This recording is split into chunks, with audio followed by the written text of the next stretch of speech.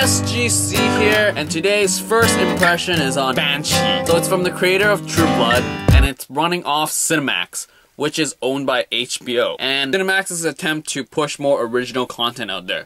Like right now, Cinemax is playing Strike Back, Banshee, Transporter TV series, and Sandbox. And I must say, after watching Banshee, I'm gonna totally check out these three. Because I heard great things about Strike Back, so I'm even looking forward to it more now.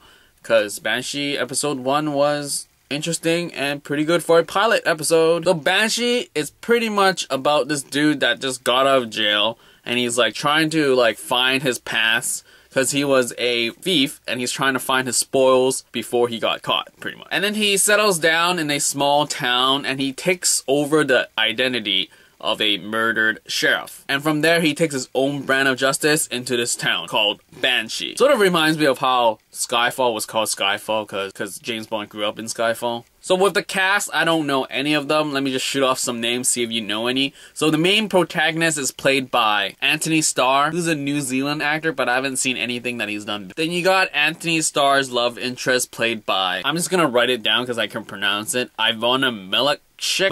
And there's also the big bad guy in this series played by Ulrich Thompson. And then you got this supporting cast of, and you got one supporting cast member played by Frankie Faison. And you got Hoon Lee, who's this Korean like support cast too. So what did I think about this first episode? At first I felt it was kind of weird, like starting off with him getting out of jail and then sort of like trying to get back to his life, and you don't really know what's happening until sort of the whole identity thing shows up. And I was like, okay, there's sex and nudity and the violence is pretty out there.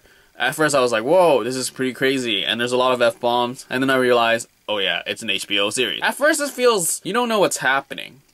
And then even though with the sheriff thing, it's like, okay, so what's this entire series gonna be about? And actually, there's only 10 episodes for this season, so I'm glad that they can push everything into like an hour and just make everything good, instead of just dragging it out, because if this was on another channel, this arc could have took like 2-3 episodes, because they're half an hour or 40 minutes each. Anthony Starr sort of reminds me, or gives me a feeling of like a Hugh Jackman cross Matthew Fox clone sort of thing. So when he's ever like by himself, it sort of gives me that vibe. He's gonna pop out some claws or get lost or something. And the big bad guy of this series, played by Ulrich Thompson, totally gives me this vibe of like Liam Neeson for some. So with that in mind, it's sort of like this series is interesting. There's a lot of arcs what's like happening because he's a new sheriff in town and he's really different to what these people are used to with the last sheriff.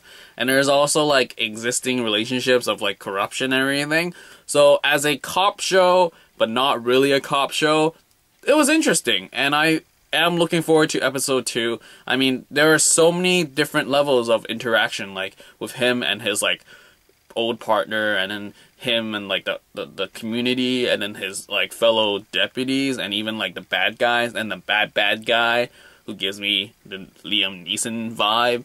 And I look forward to it. 10 episodes totally will be fine. But then if it was like a whole season worth of 24 episodes, I think that would be totally drawn out. Because then you get the whole case of like, oh, every episode's a case.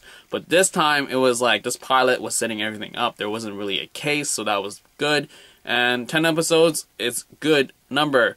And as a season 1, seeing that Strike Back is like season 2 or 3 now, so I'm assuming there's going to be a season 2 if this does well. So yeah, I enjoyed it. Banshee, episode 1, season 1, pilot episode. Pretty good job on the pilot episode.